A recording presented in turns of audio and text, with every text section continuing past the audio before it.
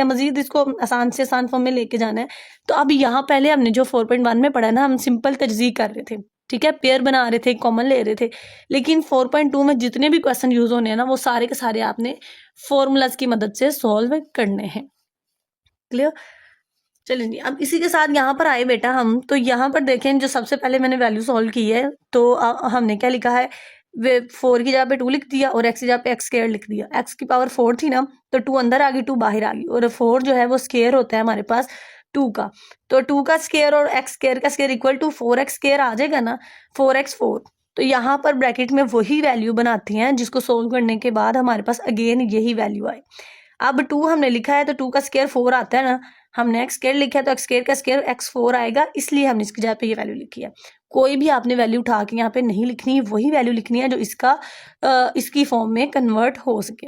अब उसी तरह हमने ये किया, 81 जो स्क्वायर होता है 9 का, तो 9 लिख दिया, y की पावर 4 थी, 2 अंदर लिखी है, 2 बाहर, ताकि वो एक पूरी ब्रैकेट का जो है वो स्क्वायर बन सके। और बेटा ये फॉर्मूले का 2 आ गया हमारे पास, तो यहाँ तो अब इसको फॉर्मूले का 2 समझ लें, यहाँ ये समझ लें कि ये वैल्यू हमने लगा ली। अब यहाँ पे देखें, इनका कोई स्केयर तो नहीं था, हमने कोई फार्मूला अप्लाई नहीं किया अभी ये बस हमने इन दोनों की जगह पे इनकी स्केयर की वैल्यू लिखी है, इतनी सी, ठीक है। ये हमारे पास आ गई हमारे पास स्केयर की वैल्यू। और अगर बेटा इसी को देखा जाए, ये जो मैंने ऐड किया है, तो ये मैंने अपने पास से ऐड किया, ठीक है। क्वेश्चन को सोल्व करने के लिए, फार्मूला बनाने के लिए पूरी एक्सरसाइज में कुछ ना कुछ हमें लेट करना पड़ेगा। तो ये दोनों वैल्यूज मैंने लेट की हैं, एक दफ़ा मैंने प्लस में लिख लिया और एक दफ़ा माइनस में लिख लिया। मैथ में कोई फ़र्क नहीं पड़ता अगर हम 2 वैल्यूज़ को लिख लें, ताकि वो आपस में कट होकर वो फिर वैल्यू ख़त्म हो जानी होती है।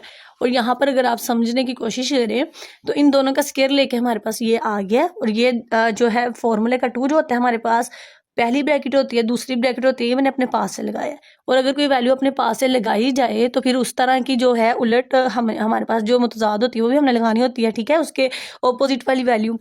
इसलिए ये -2 जो है वो यहाँ पर मैंने ये सेम टू सेम वैल्यू को यहाँ पर भी ऐड कर दिया है। ये मैंने इसलिए काम किया है ताकि ये पूरी की पूरी इतनी सी जो वैल्यू है वो फॉर्मूले में कन्वर्ट हो सके। आप बताएं, अगर मैं ये वैल्यूज ना ऐड करती, +2 वाली, ये वाली इतनी सी, तो इन दोनों वैल्यू को हम क्या करते, यहाँ तो इसके दरमियान माइनस होता तो हम माइनस वाला फॉर्मूला लगाते। a+b² का तो फार्मूला ही नहीं है हमारे पास, ठीक है, जो पीछे मैंने आपको 10 फार्मूलाज कराए हैं। इसलिए इन दोनों को इस स्क्वायर के फॉर्म में कन्वर्ट करने के लिए मैंने ये ऐड किया। और जब हम मैथ के काम में एक